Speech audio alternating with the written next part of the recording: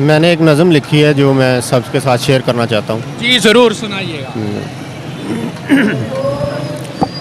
इमरान खान ते पूरा भाई है, इमरान खान ते पूरा भाई है, जिन्हें हर पार्टी चंगी नुकरे लाई है। इमरान खान ते पूरा भाई है, जिन्हें हर पार्टी चंगी नुकरे लाई है। इन्ना समझिया सी नत्थू फत्तू है, इन्ना समझिया सी नत्थू फत्तू है, अगला अंग्रेज़ों का जवाई है। इमरान खान ते पूरा भाई है ते मुल्क बचाना ते आ जाओ इहदे पिछे, मुल्क बचाना ते आ जाओ इहदे पिछे। सब तो चंगी यारो PTI है, सब तो चंगी यारो PTI है। इमरान खान ते पूरा भाई है ते साडा लीडर ऐसा लीडर है, साडा लीडर ऐसा लीडर है।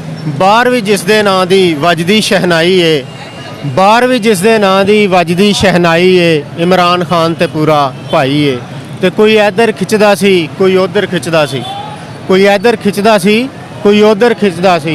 असी इहदे वल आके गल मुकाई है।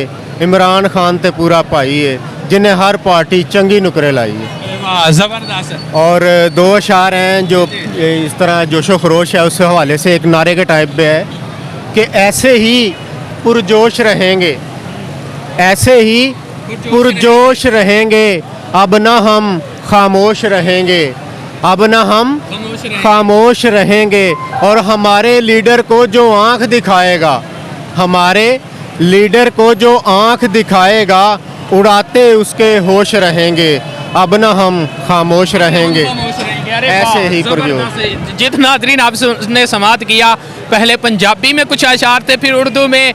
ये है खान साहब की मोहब्बत, ये है खान साहब के साथ प्यार। ये लोग हैं जो खान के लिए दिन रात नहीं देख रहे, बाहर निकल रहे हैं और इस लॉन्ग मार्च में शामिल हो रहे हैं। अपने मेज़बान असदुर रहमान को इजाज़त